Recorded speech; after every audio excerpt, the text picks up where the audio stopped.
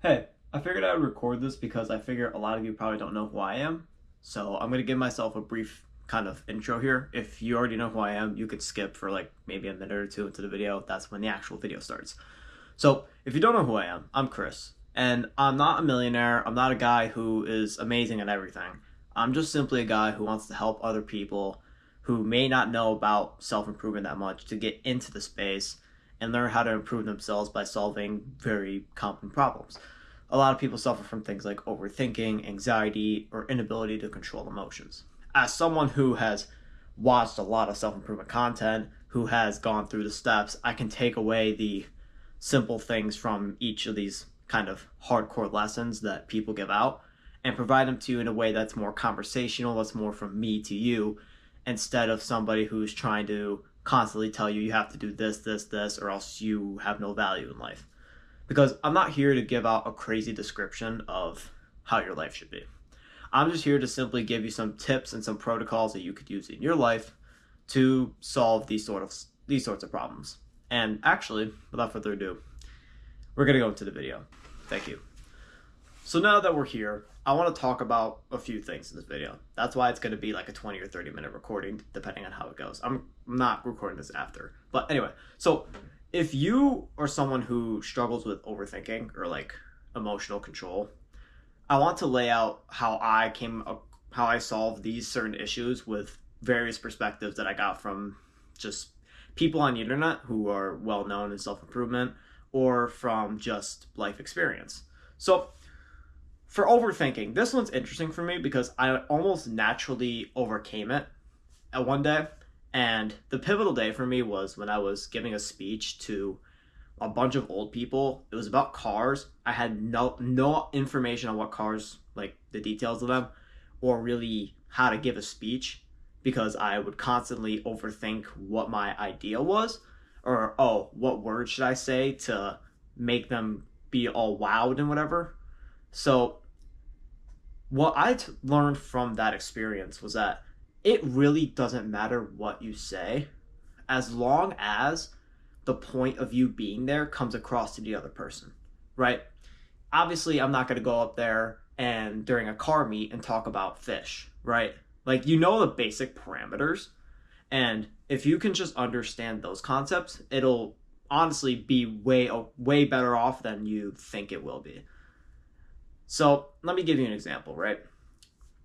When I went up there and I was drenching in sweat, I mean, it was a hot auditorium. I was sweating profusely because I have just a bad problem sweating. And I get really anxious. And I went up there and I started kind of stuttering and fumbling here and there, and I noticed it. But for me, I just kept going. I just kept saying the words. And that honestly was a day where my overthinking stopped because it taught me in that moment, was that overthinking is just in your mind, right? Now, that sounds kind of stupid, but what I'm trying to tell you here is that other people can only see you overthinking if you portray that with your personality. So even though I went up there and I was nervous and I didn't really know what to do, what ended up working was just simply going through the process. That repetition, that ability to just go through it, even though it's going to fail, it's not going to be great. I actually ended up getting a text from the guy who allowed me to go up there and present that I actually had a good presentation. And for me, I thought it was terrible. But apparently feedback from them said it was great. And it's like, well, the main lesson from this here is that overthinking makes negative thoughts way more, like, it makes them appear way more powerful, and your reality perceives itself in that kind of very dark and I'm not fit for it kind of manner. But really, it's just a lot less worse than you think it is. That's honestly what it was for me. So if I wanted to break that down into a more practical step for you, because I just kind of told you my story, I would say that to get past overthinking, you have to be nervous, but yet still go up there and do that thing, right? And maybe for you, it's not giving a speech to a bunch of old people about cars, right? It could be something totally different. Maybe it's just talking to your parents about something, right? Allowing yourself to get past that nervousness get past that dark spiral of thoughts that are in your head, that is what allowed me to overcome overthinking and just simply understand that it's going to be okay. And now, there's actually also like a neurological way to get through this too. And I found this interesting, but I learned it from Andrew Huberman, and it's this weird breathing technique. I'll demonstrate. So, first things first, you make sure your lungs are empty. Then afterwards, you breathe in. And just as you think you don't have enough air anymore, you take one more breath in, and then you try to double the amount of time it took for you to breathe in to breathe out. So I'm going to make this breath last 4 seconds, and I'm going to do that technique. And then I'm going to exhale for 8 seconds. Just watch.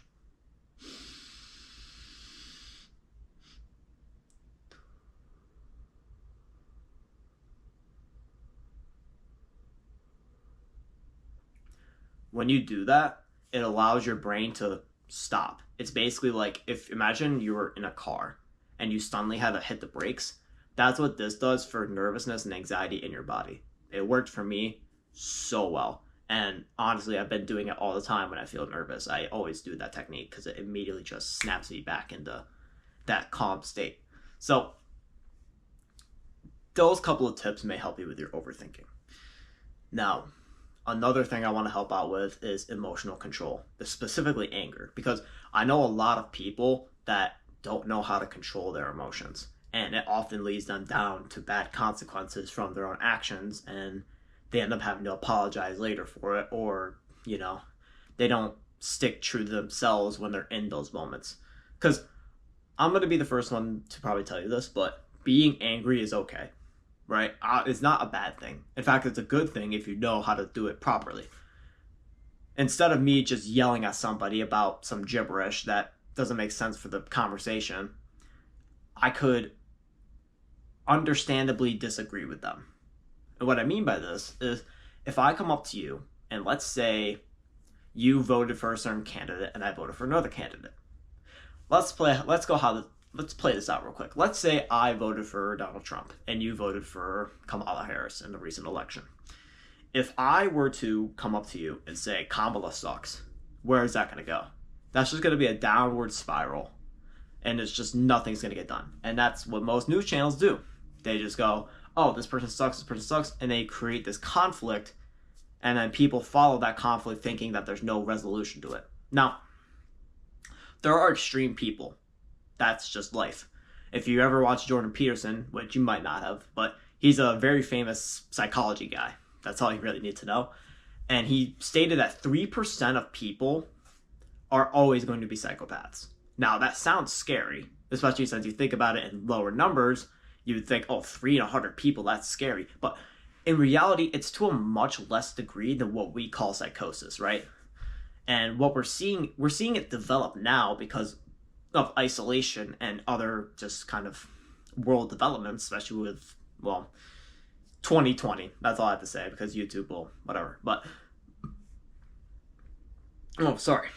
especially with those years, people become more isolated, they've been less socializing, and they don't work on these skills, and that's why their emotions are out of control. Because when they go out into the real world and they try to talk to somebody, they say something that triggers them, they come back at you, and then you don't properly respond. And that's okay. I was there too. I would always do that. And how I learned to become more calm was not only through the methods I told you before, but also giving myself a pause. This was a main thing for me because a lot of times you get a lot more angry than you need to be about topics that don't actually matter to you that much.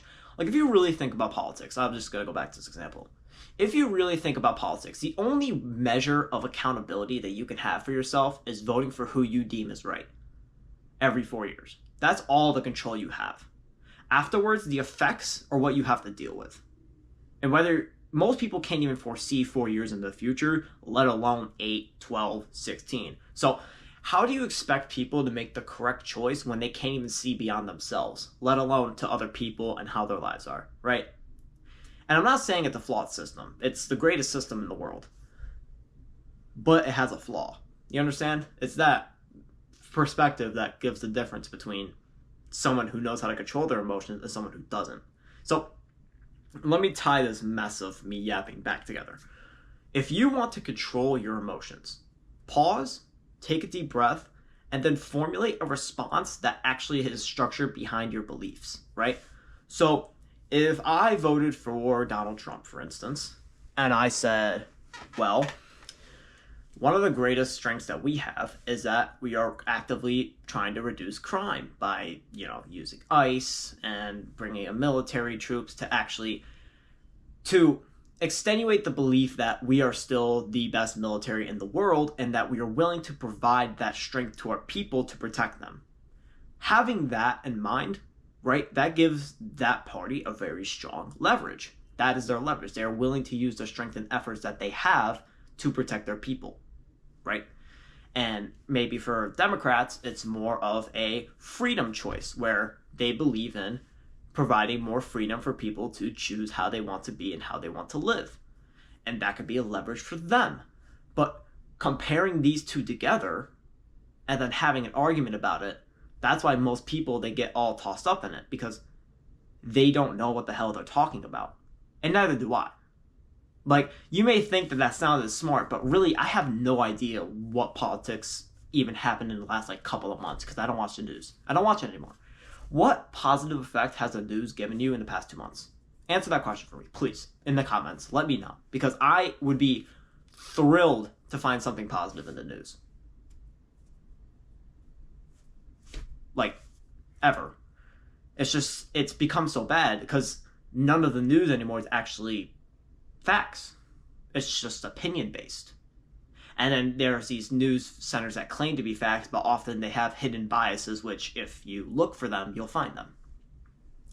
And that's not to discredit them. I mean, obviously they're great programs. They help people understand a basic knowledge, but it's just not enough anymore. You have to believe that what they're saying are lies, because one of the greatest questions that's ever been posed to me was from a very controversial character whose name I won't say. But he said this: instead of thinking about, I'm paraphrasing, why or how the news is being displayed to you, think about why they're actually showing that to you. And if you look at both sides, you'll notice that they're doing it to divide people, to make people stay on their program and not watch other programs. It's just like a marketing scheme. That's all it is. And now you might be wondering at this point in the video, why are you even mentioning this? This makes no sense. I just want to learn how to control my emotions. And I'm with you, but you got to hold out on just jumping away and clicking something else. Because this emotional control, what I'm setting up here, is based on the fact that people will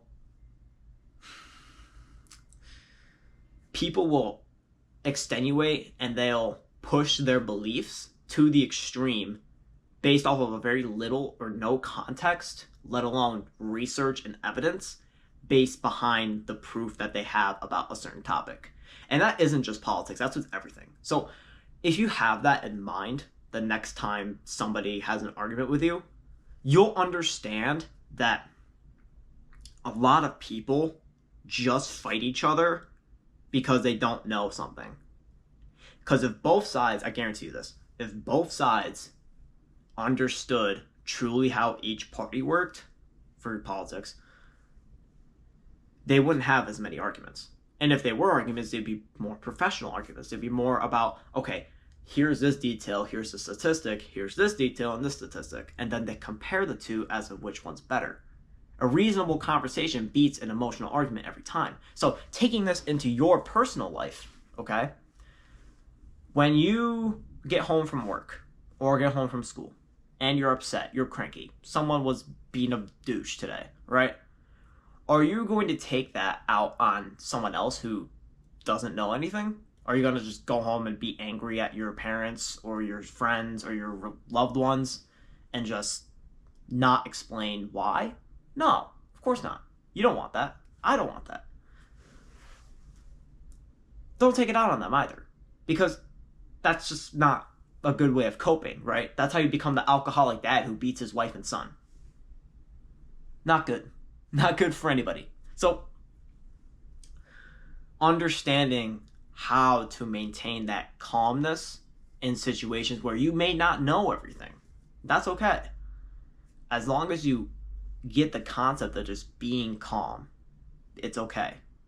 There's no one's going to be constantly trying to go at you, because most of the time you're the one who starts it. Am I wrong?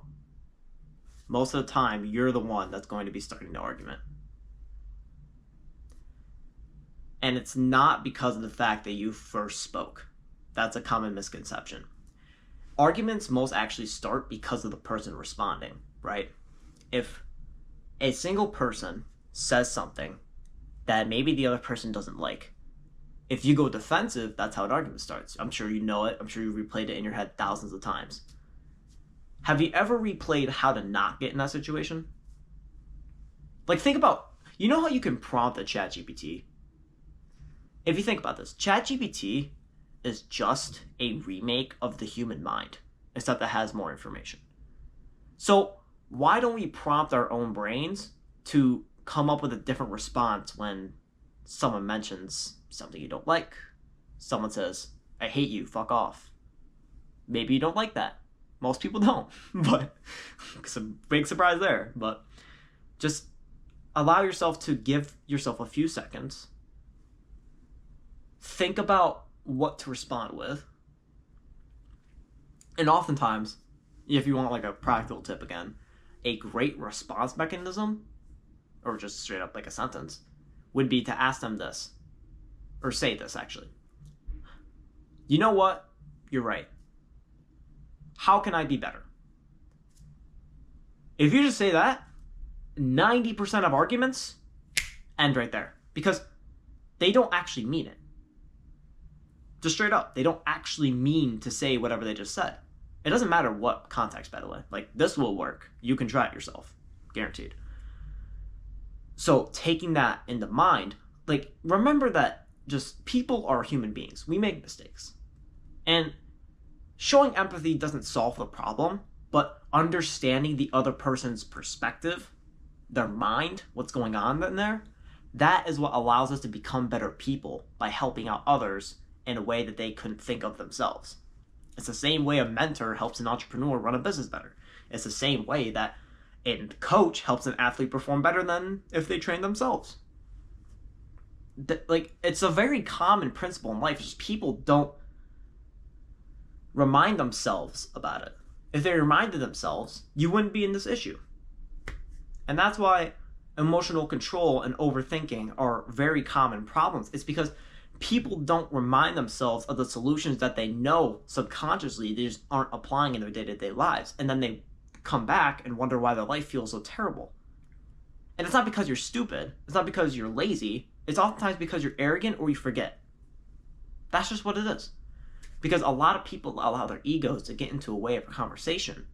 And I mean, of course, a serious one. If you're just talking to your friends and you're just shooting the shit, who cares? But if you're trying to have a serious conversation and you're getting blacked out by your own emotions, what does that mean for your knowledge? If you actually take time to improve, learn knowledge about a subject, and try to give that to other people, if your emotions just get in the way, then you're going to have only 20% access to that knowledge in your mind.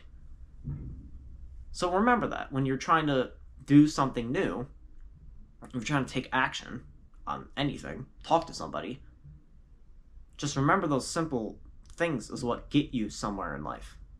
It's never something complicated. It's just doing something simple consistently again and again and again and again. Training that to be subconscious so that you subconsciously do that breathing mechanism. You calm down and then you think and formulate a good response to an argument. So that way the emotional well-being of not only you, but the person in front of you is also just better. So think about it like this. You are here on this earth because you can create life. And I don't mean in the biblical reproductive way. I mean in the psychological way. You can create the life that you want for yourself and other people based on how you act. That is just the way life is. And it's just a matter of doing it again and again and again. because you're going to run into this problem no matter what stage of your life you're in. You could be a toddler watching this video for some reason. You could be a 30-year-old man with 2 jobs and a kid. You're still going to run into these issues no matter what you do. So to understand these simple concepts and then apply them consistently, that is what's going to solve these issues for you. You'll be able to stop overthinking. You'll be able to stop constantly getting angry at small things, right? Because at the end of the day, emotional control is one of the most important skills you can learn in your life. And if you neglect that skill, it shows. And you know it shows because you're watching this right now. So take away the practical things from this video. And if you got lost in any of my explanation, watch it back or even let me know down below. I can explain it to you. I can help you out.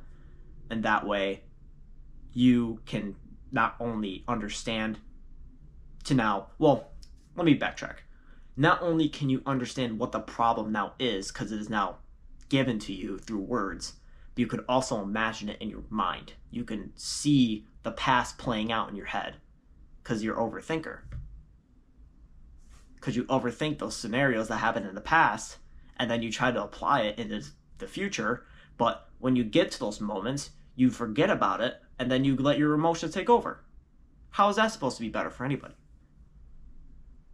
All that does is just create more mental turmoil for you and the person next to you, because now they don't want to talk to you anymore.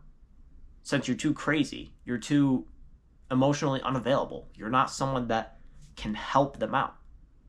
So why the hell would they talk to you? Or rather, how are they supposed to talk to you? And my goal isn't to just give you these advanced, or they aren't advanced. My goal isn't to give you advanced self-help tips or make you become a massive learner of self-improvement. That's dumb. What my goal is to simply display the problems that you probably have in your life because you're watching this, and then give you the solutions to those problems through very simple means, because not everybody is going to be intelligent enough to understand this stuff, right? So allow yourself to be the one that gives that information. You don't have to listen to it through me. In fact, you don't have to listen to it through anybody. You could just live your life and be mediocre and be whatever, and that's totally fine. There's nothing actually wrong with that. It's just, for some people, they want to go above and beyond. They want to solve their problems. They want to give to the people that are next to them. Here's a great start. If you struggle with overthinking, if you struggle with emotionally reacting to certain things, there's never been a better time to start than right now. With that being said, I'm grateful that you watched this whole video. If you have made it here, please like and subscribe, because those metrics help push the video out to more people. They can see it more, and then hopefully they watch it all the way through and then gain the advice and the steps that they can take through watching this. Now, I know I'm not the most clear and concise speaker in the world, and I apologize for that. But at the end of the day, my goal is to give you information where you can apply it into your life where it's not super complicated. And if you got even only 1 or 2 things away from this video, totally fine. All right? There's no issue with that at all. I just want to make sure that I can help the people out that are beyond my physical reach. Because at the end of the day, until they make a cloning device, I'm one person. I can't help everybody in the world physically. I can't knock up at somebody's door and say, hey, do you have a problem with overthinking and anxiety? Like, that's just weird. Like, imagine if you were a door-to-door salesman and you walk up to someone's door, you knock on it, right? They open up, hello? Hey, are you anxious? They're gonna slam the door in your face, like, fuck off. I don't want to talk about my problems with a stranger, right? But through this type of media, it allows me to give that gift to people. And I'm grateful for that.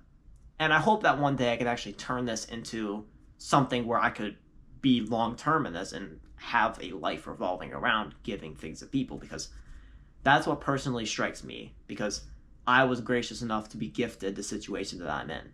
And I was gracious enough to be gifted the skills and to be lucky enough to have this opportunity in front of me. And I feel like I would be a failure if I didn't meet those expectations of other people. So that way I could give to you the problems and solutions that you may need in your life. With all that being said, thank you for watching. Like and subscribe again. And with that, have a good day.